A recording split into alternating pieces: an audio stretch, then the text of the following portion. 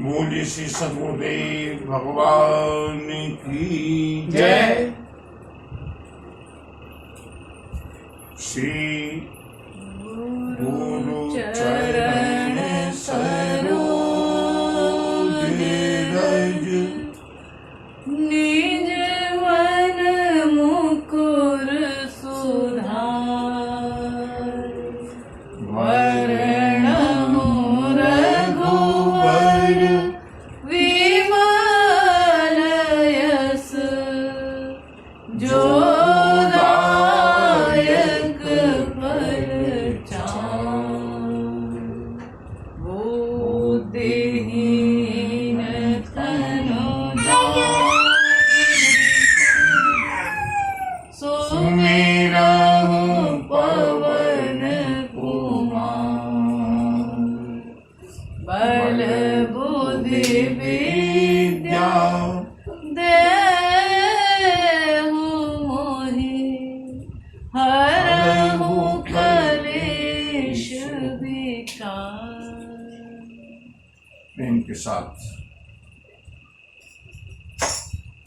हरि कथा में प्रवेश करने से पहले हरि नाम संकीर्तन, तत्पश्चात राम कथा का शाश्वत। हरे राम राम राम सीता राम राम राम हरे राम राम राम सीता राम राम हरे राम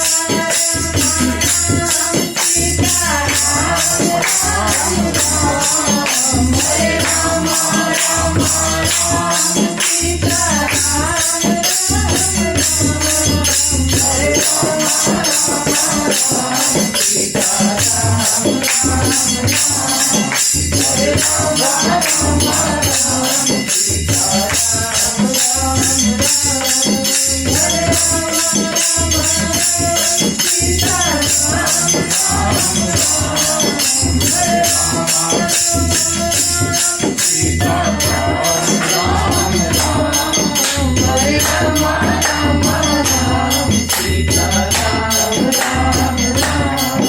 हरे राम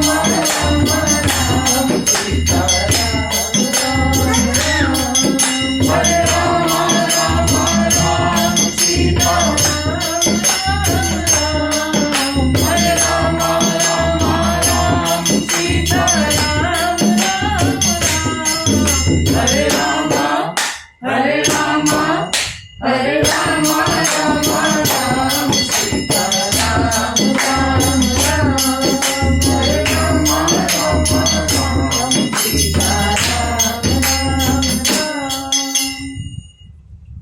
हरे राम राम राम सीता राम राम राम हरे राम राम राम सीता राम राम राम।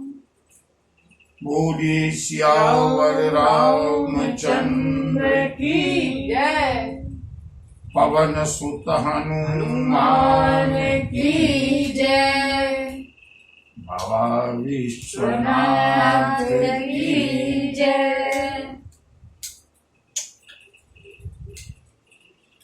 मंगल भवन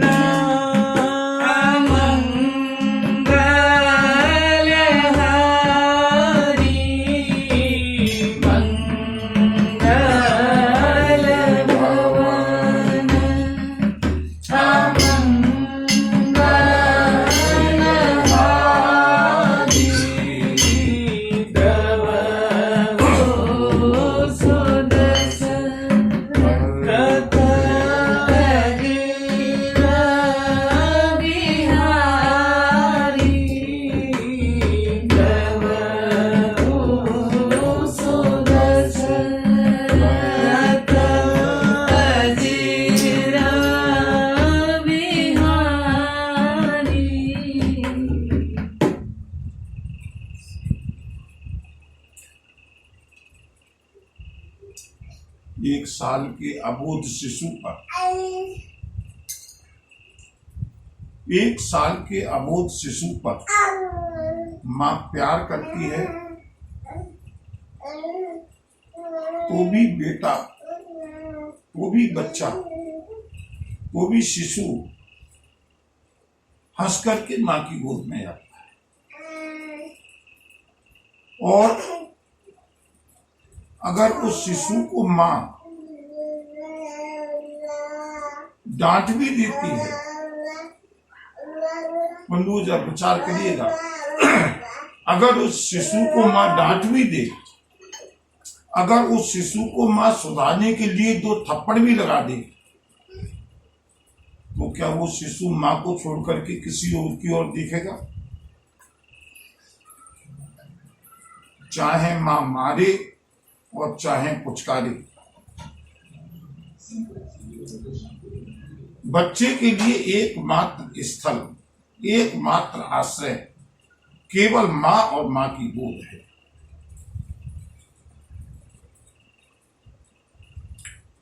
वही बच्चा जब बड़ा हो जाता है ना, फिर जब माँ डांटती है तो बच्चा घर छोड़ करके दूसरी जगह ठिकाने तलाशता है।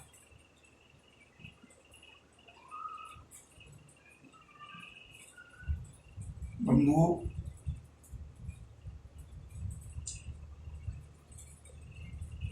देवी संपद मंडल के 10 सूत्रों में एक सूत्र है, नूतन बालवत स्वभाव का। अबोध बनकर के प्रभु की शरण में जाएं, प्रभु पुचकारें, प्रभु हमारी अनुकूल परिस्थिति दें, तो भी खिलखिलाते हुए प्रभु के पास, तो भी प्रभु का स्मरण। और अगर प्रभु हमारी अज्ञानता को, हमारी मूर्खता को सुधारने के लिए डांट भी दें, तो भी चाहे हंसकर न सही, रोकर सही, लेकिन केवल प्रभु की शरण, दूसरा कोई स्थान दिखाई नहीं देना चाहिए। ये बंधु भक्ति का बड़ा सुंदर रहस्य है, पावन रहस्य है। थोड़ी सी आपत्ति आ गई, प्रभु को छोड़ करके हम दूसरे स्थानों पर जाने लगे, ये पूजा नहीं है। मां चाहे पुचकारे चाहे मारे, बच्चे के लिए आश्रय स्थल केवल और केवल मां है। बंधुओं, इसी तरह से चाहे परिस्थिति अनुकूल हो, चाहे सुख हो, चाहे परिस्थिति प्रतिकूल हो, दुख हो, कष्ट हो,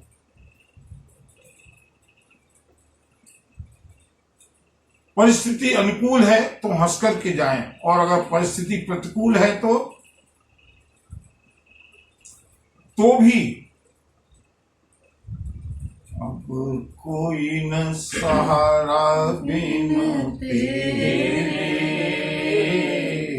गोपाल सवरिया मेरे, अब कोई न सहारा बिन तेरे, गोपाल सवरिया कोई न सहारा बिन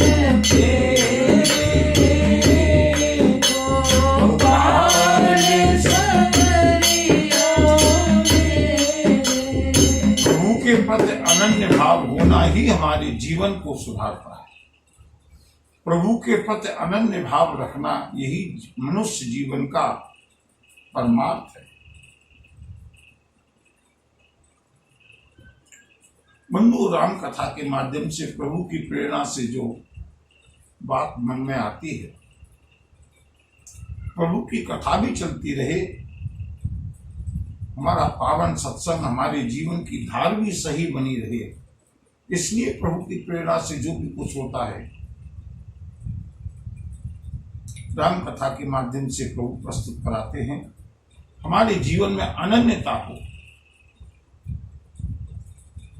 गते राम महिषो मते राम महिषो, रते राम महिषो राम ही बलु है, सबकी न कहे तुलसी के मते, जग जीवन को इतना फल है।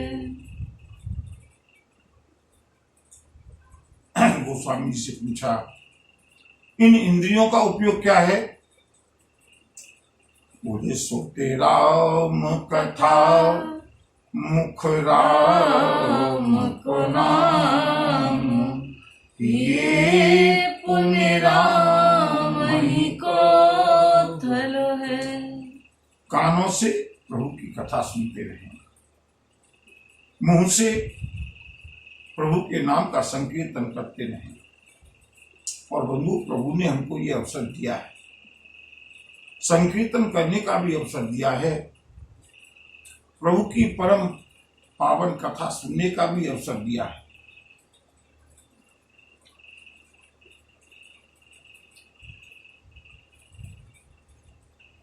मेघनाद और लक्ष्मण में घनघोर संघर्ष हुआ, घनघोर युद्ध हुआ। मेघनाद को लगा अब मेरे प्राण संकट में हैं। रावण सुत निज मन अनुमाना, संकट भयउ हरि मम प्राणा। आज मेरे प्राण चले जाएंगे, पिता को आश्वासन देकर के आया हूं। एक ऐसी शक्ति का प्रयोग किया है मेघनाद ने जो कि प्रयोग करना वर्जित है। सुप्रीम। और बंधुओं, वीर घातिनी क्षण से सांगी, तेज पुंज लक्ष्मण उर लागी, तेज पुंज लक्ष्मण उर लागी।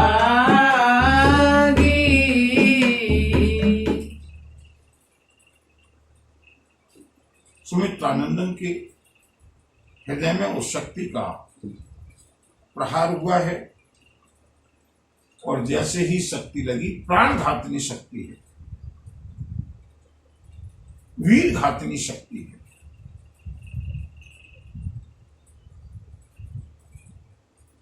शेषावतार लक्ष्मण उस शक्ति के लगते ही मूर्छित हो गए, लेकिन मेघनाद का साहस नहीं है जो निकट जाए। जब देख लिया तब चले गए निकट भय त्यागी। उठाने का बहुत प्रयास किया, लेकिन मेघनाद और उसके सारे योद्धा असफल रहे, पराजित हुए। संध्या का समय है। संध्या भई फिरी दो आनी, लगे समारन निज निज आनी।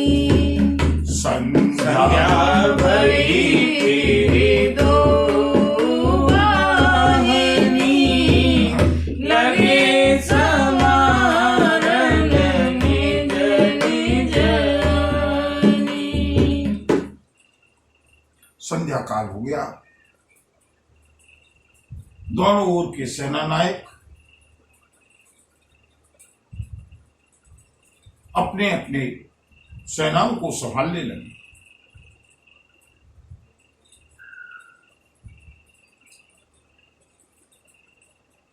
राक्षस लंका की ओर प्रस्थान करते हैं और इधर वानर सेना, चारों द्वारों पर वानर सेना है। सबको पता नहीं है कि लक्ष्मण जी मूर्छित हुए हैं, लक्ष्मण जी के शक्तिपात हुआ है, लक्ष्मण जी की शक्ति लगी है। सायंकाल को देख करके वानर लौटने लगे। प्रभु श्री राम सारे वानरों को देखते हैं। वानर आकर के प्रभु को प्रणाम करते हैं। श्री राम ने कहा, सारी सेना लौट करके आ गई, लेकिन अभी तक मेरा लाडला लक्ष्मण नहीं आया। लक्ष्मण कहाँ है? और बंधुओं, जैसे ही प्रभु श्री राम ने वानरों से पूछा, व्यापक ब्रह्म अजित भुवनेश्वर लक्ष्मण कहाँ पूज करुणा कर। प्रभु श्री राम ने वानरों से पूछा, आज तुम्हारा नेतृत्व करने गए सुमित्रा नंदन कहाँ है? सब लोग लौट करके आ गए, लेकिन मेरा लक्ष्मण मुझे दिखाई नहीं देगा। और जैसे ही प्रभु ने पूछा है, उसी समय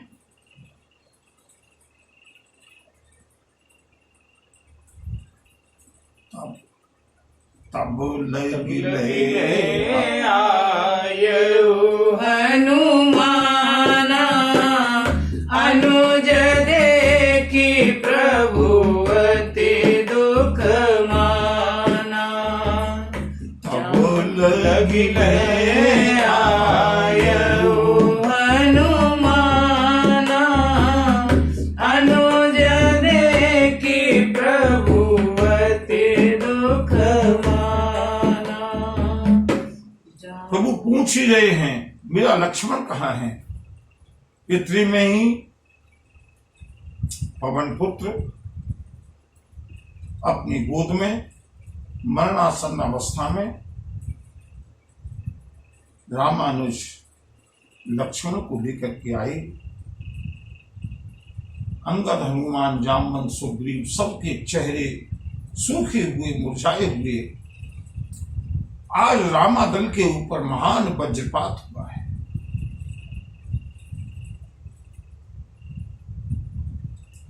जैसे ही लाखक के लक्ष्मण जी को श्री राम के सामने पवन पुत्र ने रखा, अनुज देखे प्रभु अति दुख माना। छोटे भाई को देख करके श्री राम फूट पड़े, बिलख पड़े, विलास करने लगे, रोने लगे। हाय लक्ष्मण, ये क्या हुआ? अभी थोड़ी देर पहले तुम मुझसे आज्ञा लेकर के गए थे, युवराज मेघनाथ से युद्ध करने के लिए। लक्ष्मण, तुम्हारे सामने तो काल भी नहीं टिक सकता, ये तुम्हारी दशा कैसे हुई? जामवंत वरिष्ठतम है। जामवंत ने लक्ष्मण जी की नाड़ी को पकड़ा है, लक्ष्मण जी की नाड़ी को देखा, हृदय गति को देखा, नेत्रों में अश्रु भर आए जामवंत के। प्रभु श्री राम ने लक्ष्मण के चेहरे की ओर देखा, पीला पड़ता हुआ चेहरा, मुरझाया हुआ चेहरा, जो चेहरे पर ओज था, जो चेहरे पर संकल्प था कि आज मैं मेघनाद का वध करके आऊंगा, वो चेहरा एक ओर मुरझाया हुआ, लुढ़कता हुआ। प्रभु के ऊपर बंधु ऐसा लगा, शक्ति लक्ष्मण की नहीं लगी, शक्ति श्री राम की लगी। चीख पड़े राम, जामवंत, दीक्षराज, ये क्या हुआ? जामवंत ने कहा, प्रभु लगता है बहुत बड़ा अनर्थ हुआ है, लेकिन अभी लक्ष्मण की श्वास चल रही है और जब तक श्वास है तब तक जीवन की आस है। श्री राम ने कहा, जामवंत जैसे भी हो, अगर हो सके तो इस राम की श्वासों को मेरे अनुज की श्वासों में मिला दो। राम अपना बलिदान कर सकता है, लेकिन अपने जीते जी अपने छोटे भाई का बलिदान नहीं दे सकता। जामवंत, कोई उपाय बताओ, कैसे मेरा भाई जीवित होगा? लक्ष्मण ने कहा, जामवंत ने कहा, प्रभु जामवंत कह वेद सुसेना, लंका को पठई लेना। जामवंत ने कहा, भगवान इसका उपचार केवल और केवल सुसैन वैद्य कर सकते हैं, लेकिन सुसैन वैद्य रावण के राज वैद्य हैं और ऐसे महाघमासान में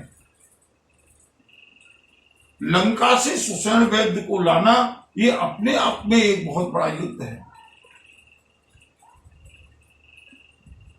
कैसे संभव होगा? और अगर सुसैन वैद्य नहीं आते तो प्रभु निराशा ही निराशा है, क्योंकि इस शक्ति का उपचार केवल और केवल सुसैन वैद्य ही बता सकते हैं, क्योंकि ये मेघनाद की मारी हुई शक्ति है। क्या लक्षण है, क्या उपचार है, सिवाय सुसैन वैद्य की कोई नहीं बता सकता। एक बार वानर दल के ऊपर पुनः वज्रपात हुआ। श्री राम के नेत्रों में अश्रु भर आए। इस असंभव कार्य को कौन करेगा? और बंधुओं, मैंने कल भी कहा था, सबके संकट को प्रभु श्री राम दूर करते हैं, और जब परमात्मा के ऊपर संकट आता है उसको बजरंगबली दूर करते हैं।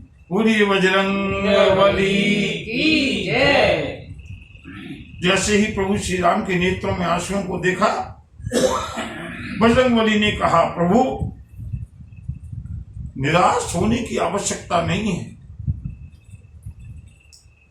अगर यमराज के लोक से भी लक्ष्मण को वापस लाना पड़ेगा, ये आपका सेवक हनुमान है।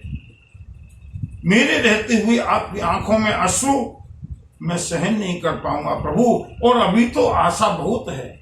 सुसैन वैद्य इसका उपचार जानते हैं, सुसैन वैद्य को मैं लाऊंगा। जामवंत ने कहा, हनुमान जोश से काम नहीं चलेगा, युद्ध का समय है।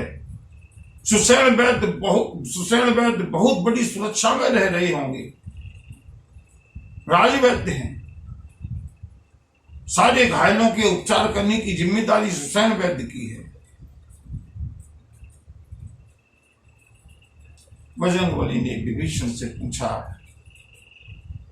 भैया बताओ ना सुसैन वैद्य का पता, सुसैन वैद्य का भवन कहां पर है?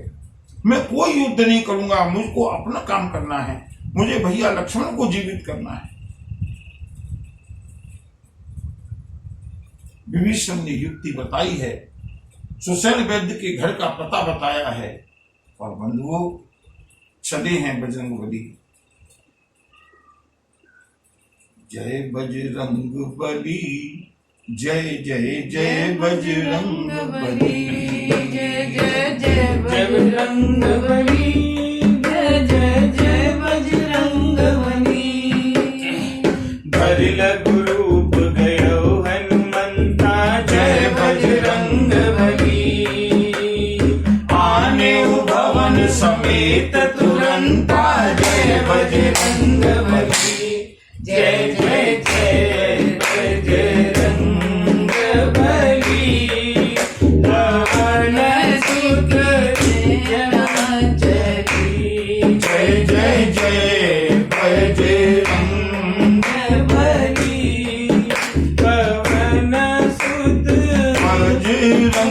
बजरंगी जय जय जय बजरंग बली पवन सुत बजरंगी। पवन पुत्र ने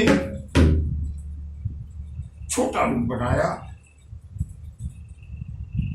लंका के अंदर वायु वेग से प्रविष्ट हुए, सुसैन वैद्य के भवन के सामने पहुंचे हैं। रात्रि का समय है।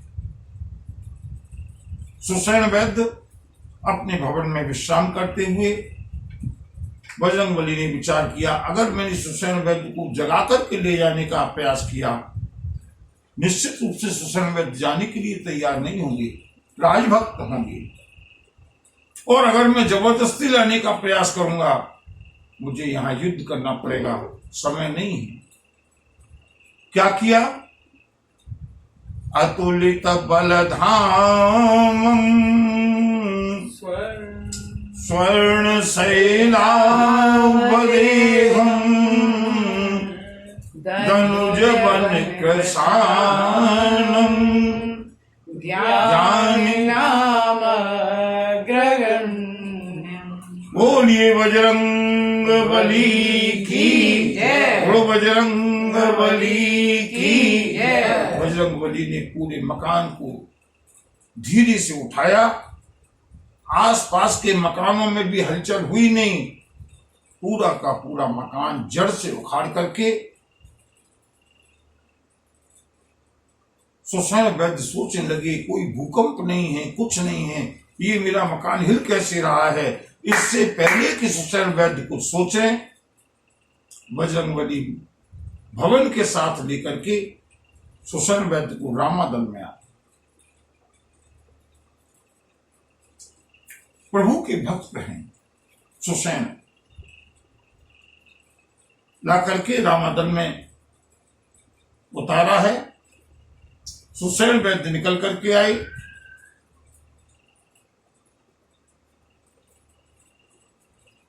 सारा वृत्तांत बताया है विभीषण ने। वैद्यराज,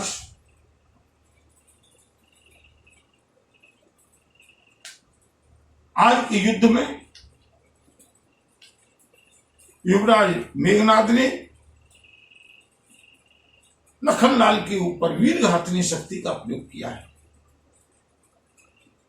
लक्ष्मण मृत प्राय अवस्था में है, इसका उपचार केवल और केवल तुम कर सकते हो।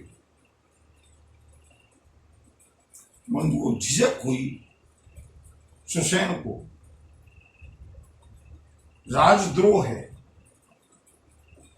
संकट के समय शत्रु की सहायता करना। बंधुओं, प्रभु श्री राम ने समझाया सुसैन वैद्य को, वैद्यराज, वैद्य का धर्म दलगत भावना से ऊपर उठ करके होता है। वैद्य परमात्मा का स्वरूप है। वैद्य की दृष्टि में शत्रु और मित्र अपना और पराया नहीं होता। वैद्य का कर्तव्य है, जो भी शरण में आया है, जो भी असहाय है, उसका उपचार करना।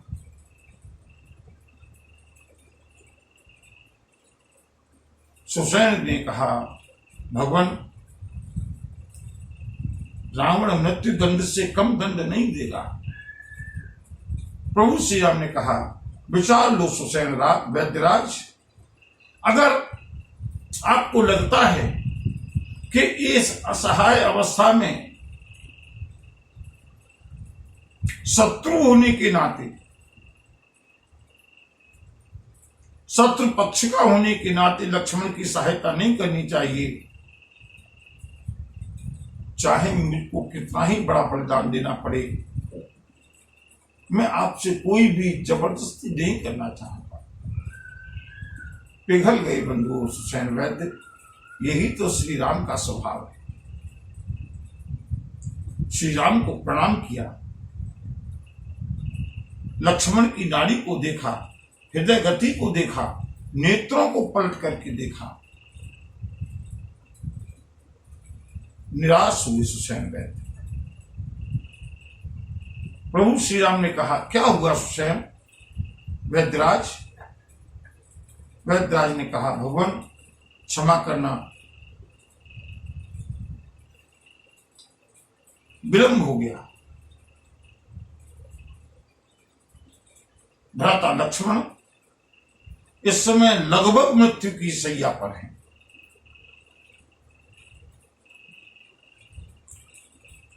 इसका एकमात्र उपचार है अवश्य, लेकिन वो उपचार होते हुए भी न होने के बराबर है, असंभव है।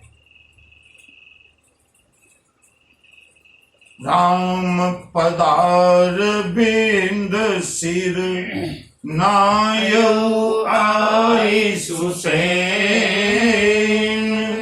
कहा फिर भी जामवंत ने कहा, ऐसा कौन सा असंभव कार्य है, बताओ वैद्यराज।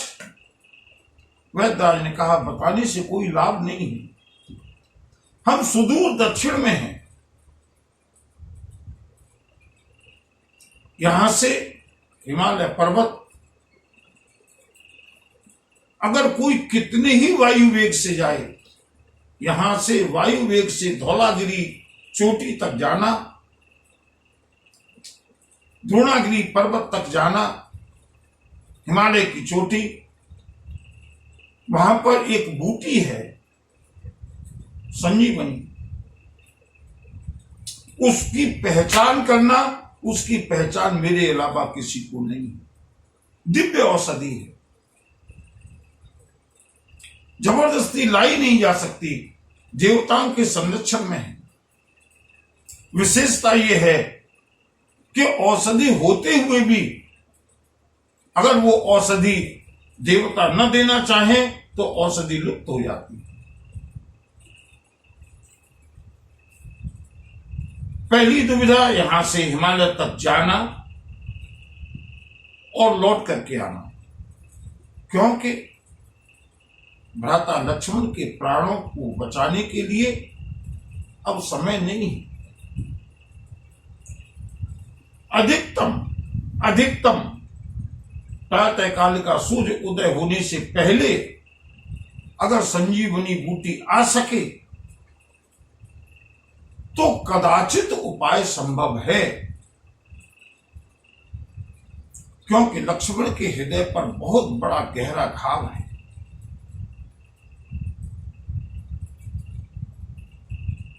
लक्ष्मण के प्राण संकट में हैं। प्रातः काल होने से पहले अगर संजीवनी बूटी यहां आ सके, जो कि असंभव है,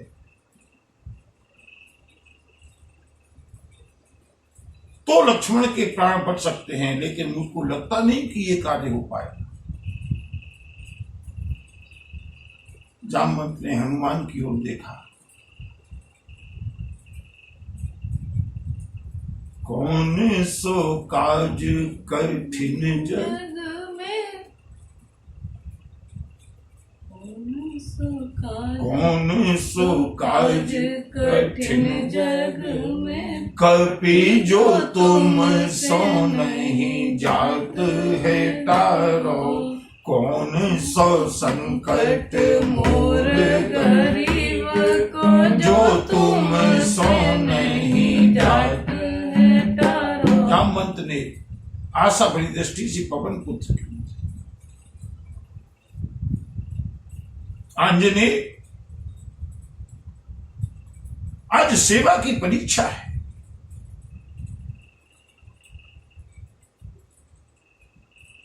जिस तरह से समुद्र का पार करना असंभव था, उसी तरह से हिमालय से संजीवनी बूटी का लाना भी असंभव है।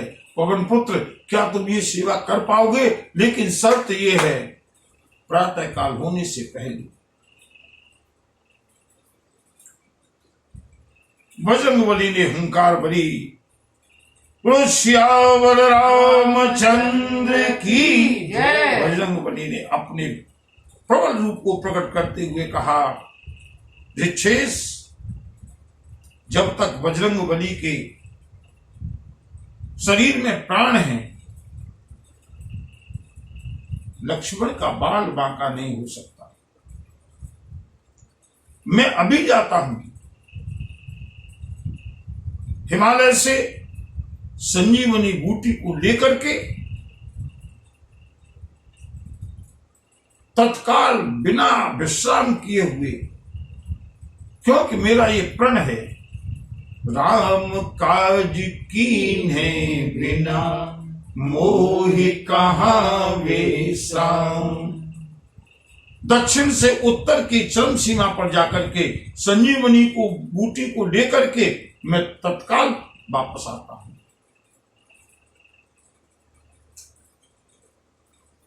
आप लोग प्रतीक्षा कीजिए।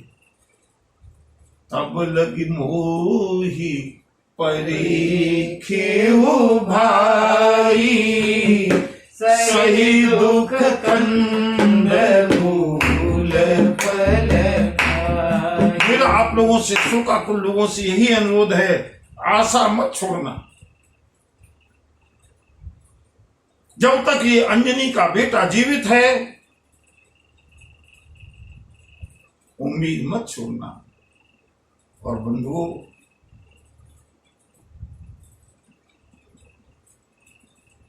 ये हमारा सौभाग्य है कि वो अंजनी का बेटा हम लोगों के बाट में आया है, हम भारतवासियों के बाट में आया है। जब भी कोई संकट हो, बजरंगबली का स्मरण करो, संकट दूर होगा। बजरंगबली ने कहा, आप लोग चिंता नहीं करें, केवल आशा बनाए रखें। प्रभु की आंखों में आंसू नहीं आने चाहिए। जामवंत, विभीषण, सुग्रीव, वानरराज, मेरी प्रतीक्षा कीजिएगा। सुसेन ने कहा, मैं तुम्हारे बल से, पराक्रम से परिचित हूं हनुमान, लेकिन ध्यान रखना, सूर्योदय होने से पहले लौट करके आना है। हनुमंत लाल ने कहा, आप निश्चिंत रहिए वैद्यराज, सूर्य इतना दुस्साहस कर ही नहीं सकते कि जब तक संजीवनी बूटी यहां आ जाए उससे पहले निकल सकें। क्यों? क्योंकि सूर्य भगवान मेरा प्रताप बचपन में देख चुके हैं। बाल समय रवि भक्ष लियो, तब तीनहु लोक भयो अंधियारो। संकट जानते हैं, तब तो मैं शिशु था, बालक था। और बंधुओं, 1 बजे की बात यह है, बजरंगबली को के गुरु भी भगवान सूर्य हैं। भगवान सूर्य ने बजरंगबली को पढ़ाया है। पूरी शिक्षा दीक्षा भगवान सूर्य ने दी है। एक शर्त पर दी थी, भगवान सूर्य का जो रथ चलता है, भगवान सूर्य की जो गति है, बंधुओं, विज्ञान से मत तोलिएगा। विज्ञान के यानी कितने कॉन्सेप्ट बदल गए। सूर्य अक्ष पर घूमता है, धुरी पर घूमता है, परिक्रमा करता है, जो भी कुछ हो, लेकिन भगवान सूर्य की गति होती है। ये हमारे शास्त्रों का प्रमाण है। भगवान सूर्य का रथ इतनी तीव्र गति से चलता है। भगवान सूर्य ने कहा, जब हनुमान को दीक्षा देने की बात आई, भगवान सूर्य विद्याओं के स्वामी हैं, इसीलिए हम प्रज्ञा के लिए, विद्या के लिए भगवान सूर्य की उपासना करते हैं। गायत्री मंत्र में भगवान सूर्य ने कहा, मैं देना तो चाहता हूं पवन पुत्र को, केसरी नंदन को शिक्षा, लेकिन क्या करूं, मैं एक क्षण भी ठहर नहीं सकता। निरंतर मेरा रथ चलता रहता है और इतनी तीव्र गति से चलता है। बालक हनुमान ने कहा, गुरुदेव चिंता मत कीजिएगा, आपके रथ को कहीं भी विश्राम नहीं मिलेगा। मैं आपके ओर मुंह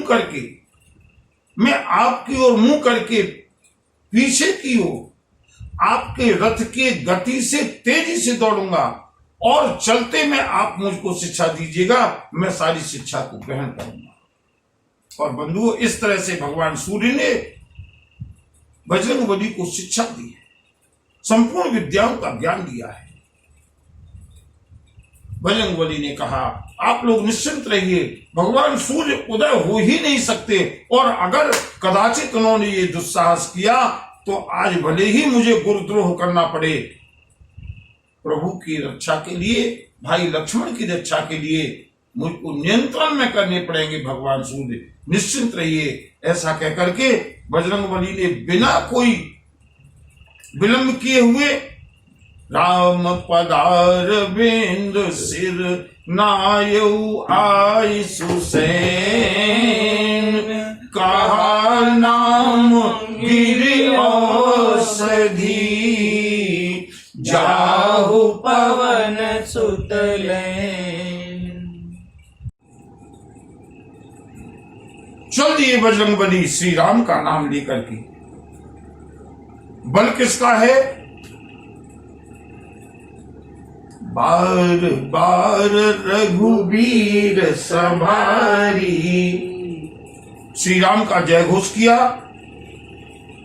राम चरण सर सीज उर राखी, चला प्रभंजन सुत बल भासी,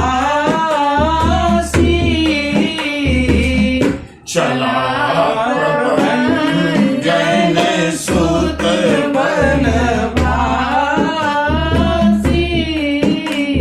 इधर से बजरंगबली ने जैसे ही जय श्री राम का घोष किया, लंका के परकोटों पर खड़े हुए गुप्तचर रावण का निर्देश है, पल पल की सूचना राम दल की मिलनी चाहिए। मेघनाथ ने जाकर के सूचना दी है, मैं लक्ष्मण को धराशायी करके तो आया हूं, लेकिन उठा करके नहीं ला पाया। रावण ने कहा चिंता मत करो। और बंधुओं, जैसे ही श्री राम का जय घोष हुआ,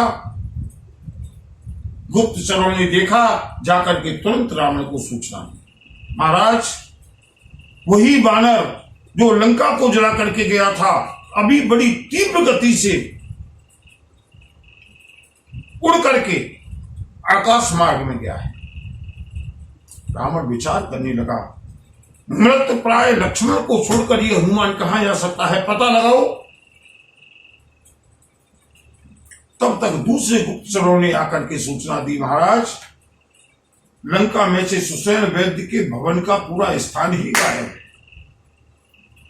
सुसैन वैद्य नहीं है। रावण ने कहा सुसैन वैद्य कहां जा सकते हैं, मकान में ढूंढो। बोले महाराज मकान ही नहीं है। समझ गया रावण, रावण के माथे पर पसीना आ गया। सुसैन वैद्य को मैं मकान के ले जाने वाला कोई दूसरा नहीं हो सकता। अगर सुसैन वैद्य नहीं है, इसका मतलब सुसैन वैद्य रामादल में पहुंच चुके हैं। और अगर तेज के साथ, ओज के साथ, उत्साह के साथ अगर हनुमान गया है कहीं, तो निश्चित रूप से रावण तो औषधियों का, आयुर्वेद का आचार्य है, रावण जानता है। इस शक्ति का उपचार केवल और केवल संजीवनी से हो सकता है, और संजीवनी हिमालय पर मिलेगी। ये निश्चित रूप से हनुमान हिमालय पर गया है, और इतना समय नहीं है। किसी न किसी तरह से हनुमान के रास्ते को रोका जाए।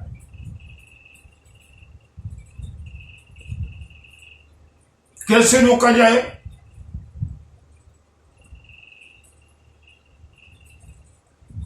मेघनाथ ने कहा पिताश्री आज्ञा दीजिए, सेना को लेकर के अंतरिक्ष में जाता हूं, हनुमान के रास्ते को रोकूंगा। रावण ने कहा पुत्र जोश में होश मत खो, इस समय हनुमान के रास्ते को रोकने का साहस काल में भी नहीं। इस समय हनुमान को बल से नहीं जीता जा सकता। रावण ने अपनी कूटनीति का प्रयोग किया। काल नेमी के घर पर पहुंचा है। वहां दूत एक मरम जनावा, रावण काल नेमी ग्रह आवा।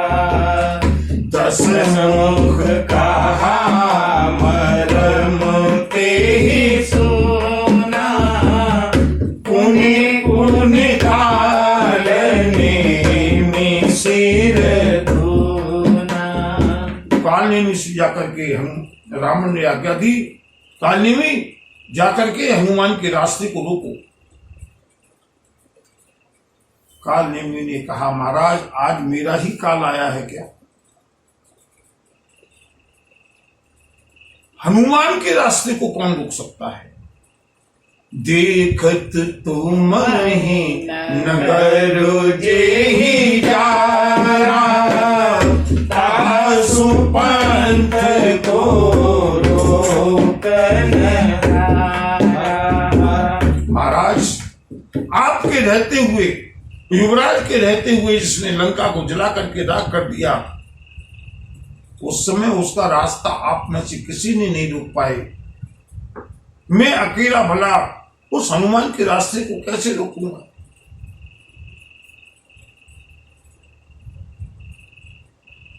कालनेमी ने समझाने का प्रयास किया, महाराज अभी कुछ बिगड़ा नहीं है, श्री राम से संधि कर लीजिएगा, श्री राम की शरण में चले जाइएगा। सुनि 10 कंठ रिसान अति, तेहि मन कीन विचार। रावण ने अपनी चंद्रहास को निकाल लिया। अरे मूर्ख, ये उपदेश करने का समय नहीं है।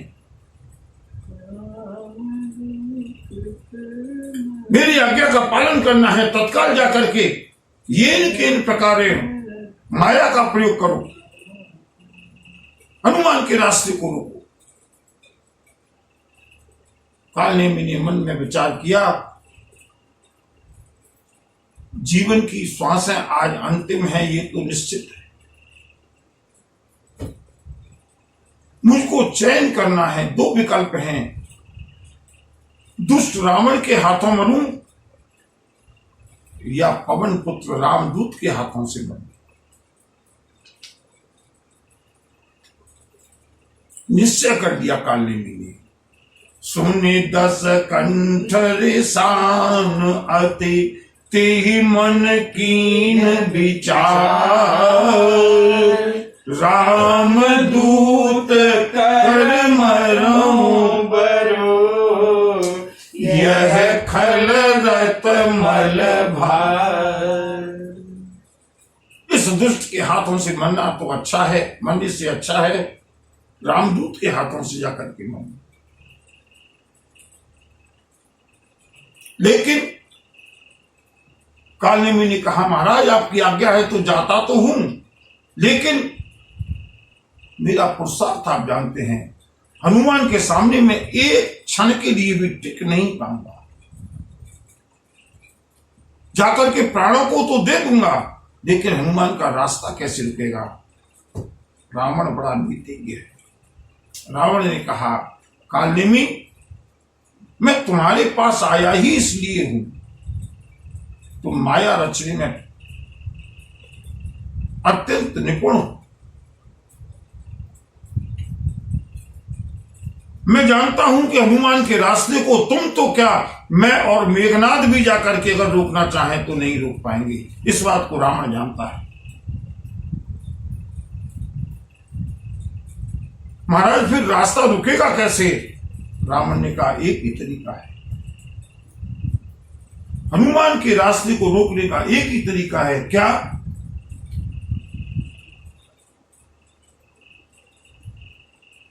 महात्मा बन करके जाओ, लेकिन इससे पहले कि हनुमान हिमालय पर पहुंचे, उसके रास्ते में ही एक पवित्र आश्रम बनाओ और अत्यंत शीघ्रता से वहां पर जोर जोर से श्री राम के नाम का संकीर्तन प्रारंभ कर।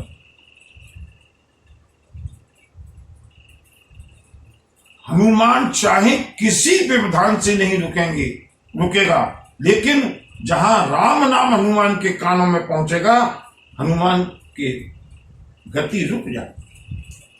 बंधु, इस बात को तो रावण भी जानता है। इसलिए हम कहते हैं, अगर प्रभु को प्रसन्न करना है ना, बजरंग बली को प्रसन्न करना है, एक ही तरीका है, हरे राम हरे राम राम राम हरे हरे, हरे कृष्ण हरे कृष्ण, कृष्ण कृष्ण हरे हरे, हरे राम राम राम हरे हरे, हरे कृष्ण कृष्ण कृष्ण हरे हरे, हरे राम राम राम हरे हरे, हरे कृष्ण कृष्ण कृष्ण हरे हरे, राम राम हरे हरे, हरे कृष्ण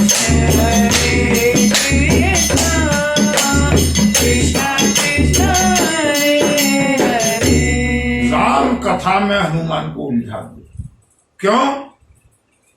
राम कथा सुनवे को रसिया। बंधुओं, कोई शराबी हो ना अधिकारी, 10,000 की रिश्वत दो, हो सकता है ईमानदार हो, नहीं लेगा। 20,000 की रिश्वत दो, नहीं लेगा। लेकिन अगर उसका व्यसन शराब का है ना, एक शराब की बोतल खोल के रख दो, काम आसानी से हो जाए। बजरंग बली की कमजोरी है, प्रत्येक व्यक्ति की कोई ना कोई कमजोरी होती है, और इस कमजोरी को रावण जानता है। युद्ध में अगर मैं चाहूं, कालिमी तुमको भेजने के बजाय मैं काल को भी आदेश दे सकता था, काल मेरा बंदी है। लेकिन मैं जानता हूं आज काल का भी साहस नहीं है जो बजरंग बली से युद्ध कर सके, बजरंग बली का रास्ता रोक सके। एक ही तरीका है,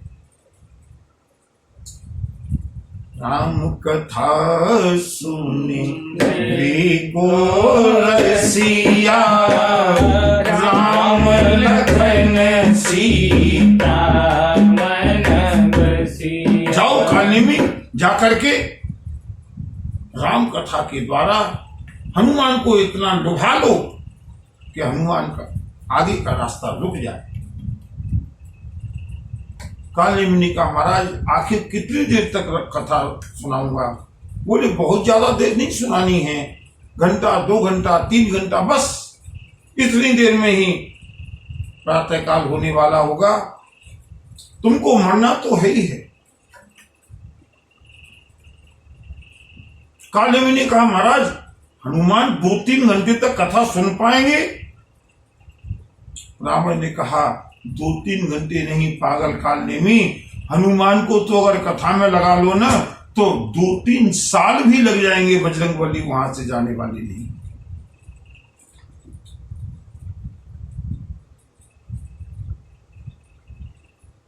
कालिमी ने तुरंत प्रस्थान किया है। और बंधुओं,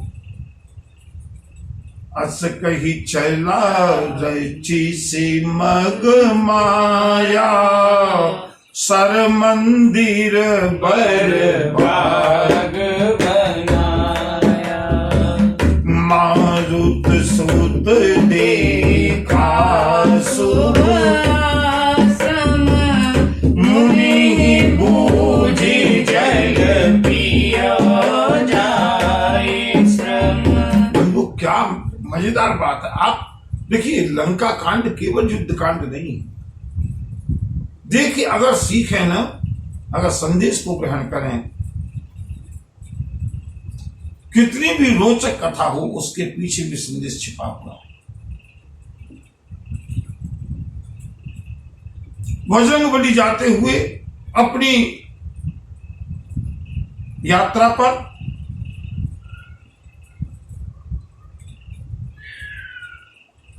हनुमान जी ने देखा पवित्र आश्रम है, राम नाम का संकीर्तन हो रहा है, भूल गए किस काम से आया हूं। जाकर के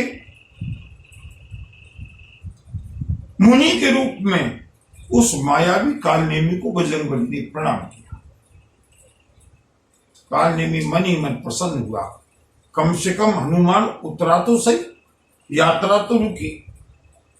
जाए पवन सुत नाय उमाथा, लाग सुख है राम गुण गाथा। जाकर के पवन पुत्र ने प्रणाम किया, कालनेमी ने आशीर्वाद दिया, यशस्वी रहो पवन पुत्र।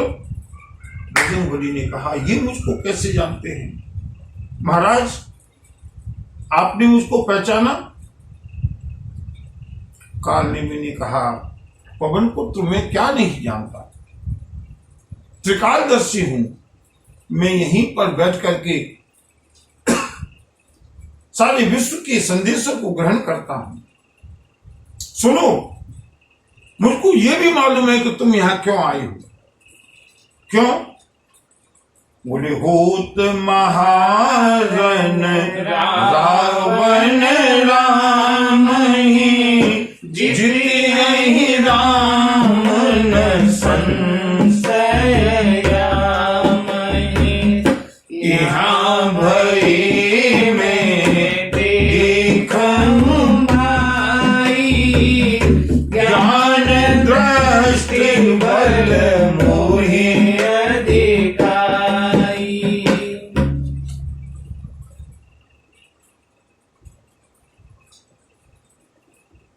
अंजनी नंदन, मुझे जब बीत गया तपस्या करते हुए, ज्ञान बल है, ज्ञान दृष्टि है मेरे पास, मैं यहीं पर बैठे बैठे देख रहा हूं राम और रावण में भयंकर युद्ध हो रहा है। बजरंगबली को बड़ा अच्छा लगा, दो चार प्रशंसा की कालनेमी ने। सुनो हनुमान, कालनेमी को तो समय व्यतीत करना है ना। सुनो हनुमान, राम जैसा सच्चरित्र, राम जैसा मर्यादा पुरुषोत्तम, राम जैसा बलशाली, राम जैसा करुणा बड़वालय इस पृथ्वी पर न आज तक हुआ न होने वाला है। बजरंगबली ने पुनः प्रणाम किया, महाराज आपका दर्शन हुआ, मैं धन्य धन्य हुआ। नहीं हनुमान, चिंता मत करो, मैं यहां बैठे हुए देख रहा हूं। बजरंगबली ने कहा, गुरुदेव आप देख रहे हैं, क्या आप बता पाएंगे कि इस युद्ध में जीत किसकी होगी? कालनेमी ने कहा, होत महारन रावण राम ही, और जीती यही राम संशय यामहि। पवन पुत्र, इसमें भी कुछ संशय की बात है। यह तो धर्मस्ततो जय है, यह तो रामस्ततो जय है। श्री राम की विजय होगी, अभिमानी रावण का वध होगा।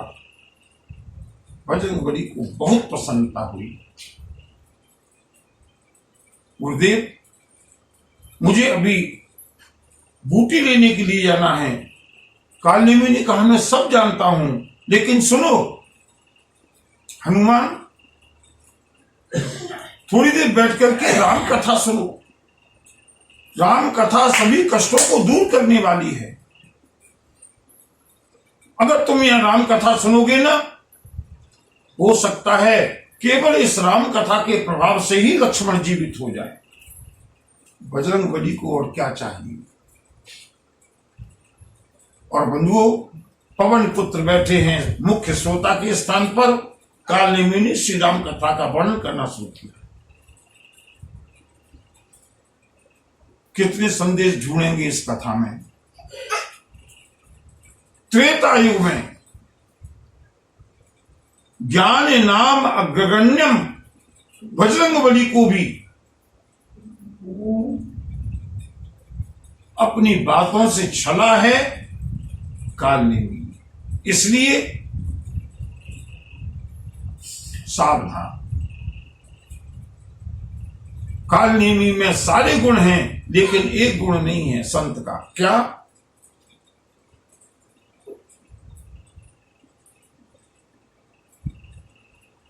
सुंदरकांड की ओर चलते हैं पुनः। साधु ते हो न कारज, ये कार्य में रुकावट डालने के लिए आया हुआ है। लेकिन बंधु बजरंगबली तो बजरंगबली हैं, राम कथा के रसिया हैं। कालनेमी कथा सुनाता रहा, बजरंगबली ध्यानस्थ होकर की कथा सुनते रहे।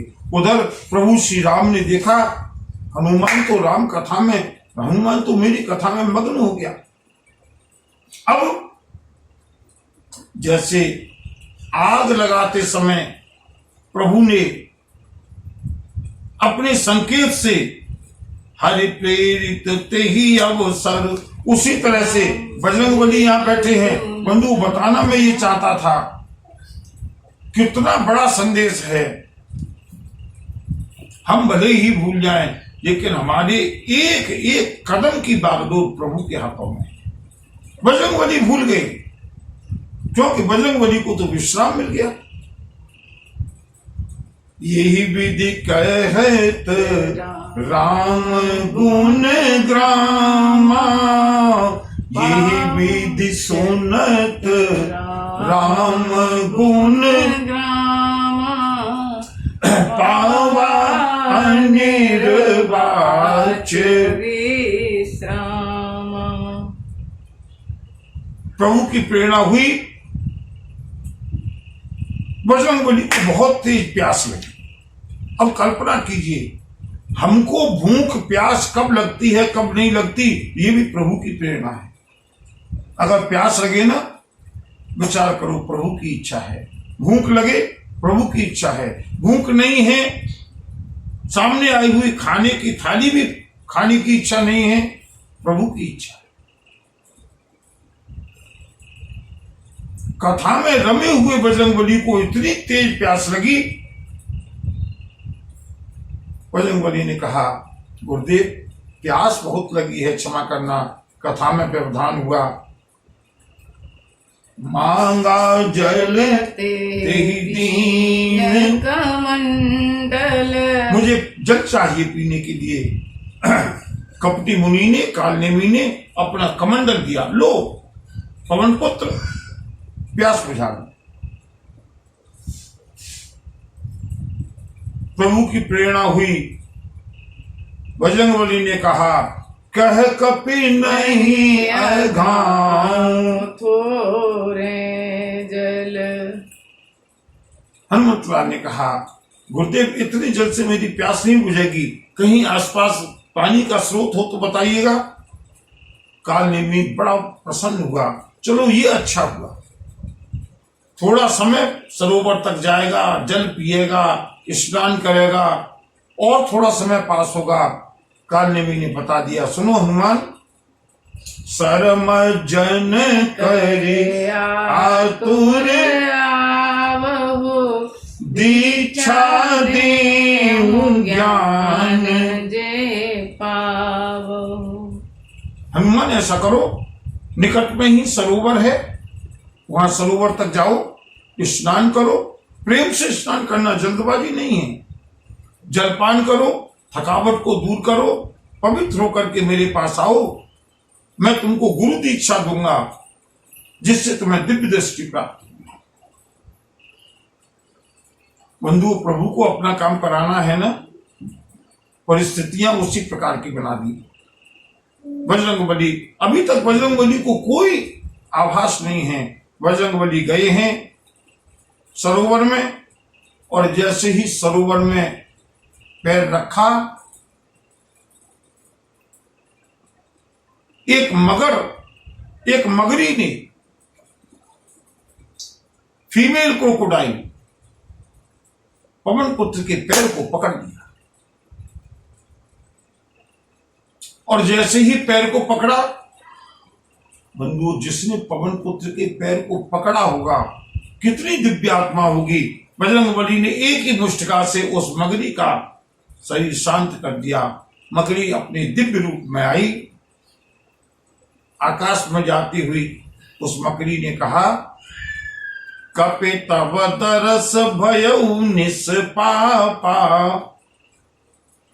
हे वानरराज, तुम्हारे दर्शनों से मेरे तो पाप दूर हो गए, लेकिन याद रखना, मुनि न हो यह निश्चर घोरा। ये जो तुमको बातों में कथा के माध्यम से तुमको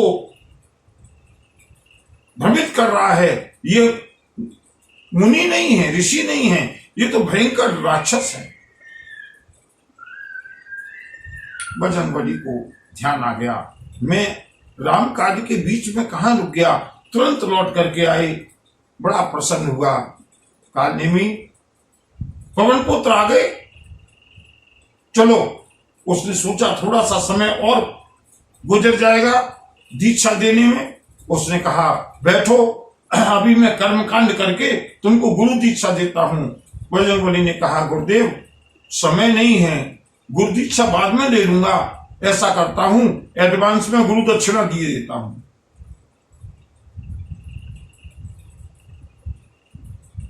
कह कपि मुनि गुरु दक्षिणा लेहु, और पाछे हम ही मंत्र तुम देऊ।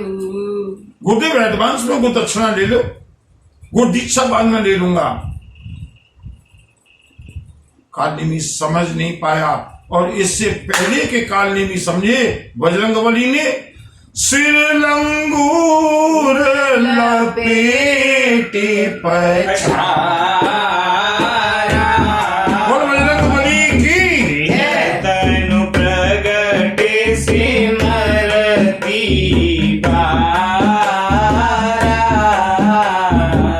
राम राम कही छाड़े से प्राणा, सुनी मन हरसी। चले हनुमाना। सिर लंगूर लपेटे पछाड़ा निज तन तनु प्रगटे सिमरती इससे पहले के कालनेमी को समझता, बजरंगबली ने अपनी पूंछ में कालनेमी के सिर को लपेटा, उठा करके शिला से दे मारा, प्राणांत हो गया। लेकिन स्मरण किसका कर रहा था कालनेमी? श्री राम का। कथा किसकी कह रहा था? श्री राम की। राम राम कही छाड़ से प्राणा। अंतिम समय अपना राक्षसी रूप प्रकट किया, राम राम कह करके अपने प्राणों का विसर्जन किया है। बजरंगबली को बड़ी प्रसन्नता हुई। बजरंगबली ने एक बार पुनः जय घोष किया, बोलिए सियावर रामचंद्र की जय। आगे की यात्रा बजरंगबली की चलेगी बंधुओं, कल देखते हैं प्रभु की प्रेरणा से कब तक ये प्रसंग पूरा हुआ। लेकिन बजरंगबली का जहाँ पुरुषार्थ है, पौरुष है, आनंद लेते हुए चलेंगे। एक बार प्रेम से बोलेंगे, बजरंगबली की जय। नमः पार्वती पतये हर हर महादेव। जय। जय।